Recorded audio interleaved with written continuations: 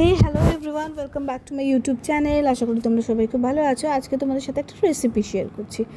আমি আজকে বানিয়েছিলাম পটলের পুর, মানে স্টাফ পটলের মধ্যে পনিরের স্টাফ ছিল, সেটাকে ভালো করে ভাজা মশলা নুন মিষ্টি দিয়ে মেখেছিলাম, সাথে একটু সামান্য লঙ্কার গুঁড়ো। আর তারপরে পটলের ভেতরে যে সমস্ত সিডসগুলো ছিল সেগুলোকে বার করে ভালো করে মিক্সিতে লঙ্কা দিয়ে বেটে কড়াতে ভালো করে নেড়ে নিচ্ছিলাম।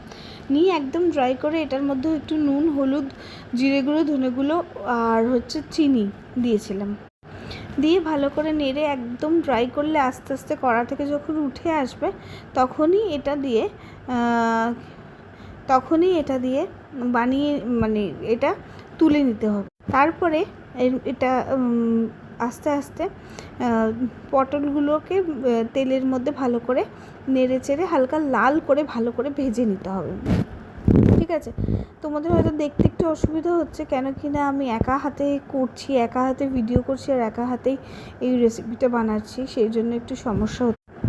আচ্ছা, এর সাথে এবার পটলগুলো যখন মোটামুটি ভাজা হয়ে যাবে, পটলের একটা মুখ ছাড়ানো হবে আর একটা মুখ ছাড়ানো হবে না। তারপর এটাকে তুলে নিয়ে আলাদা করে তুলে রেখে দিতে হবে। তারপর আস্তে আস্তে স্টাফগুলোকে ভালো করে ভরতে হবে। ভরে এবার মেন হচ্ছে তোমার গ্রেভিটা বানাতে হবে। ভালো করে পুরগুলোকে ঠেসে করে নিতে হবে, মানে পুরটাকে আর ওই পটলের সিডসগুলো যে বাটাটাকে ওটাকে একসাথে পনিরের সাথে আমি মেখে নিয়েছিলাম, নিয়ে বানিয়েছিলাম।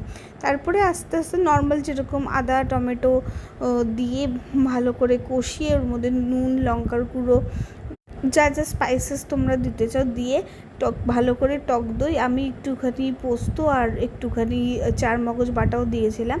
আর নামানোর আগে একটু ফ্রেশ ক্রিম দিয়ে নামিয়ে নিতে হবে। রেসিপিটা কেমন লাগলো অবশ্যই জানিও। টাটা।